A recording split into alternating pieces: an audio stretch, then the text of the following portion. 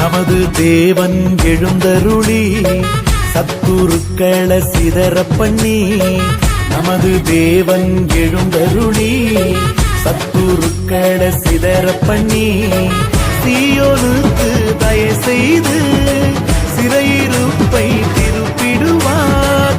சீயோனுக்கு தயை செய்து சிறையிருப்பை திருப்பிடுவார். புதுக்கி பாத்திரர், கணத்துக்கு பாத்திரர், மகிமைக்கு பாத்திரர் நீதானையா.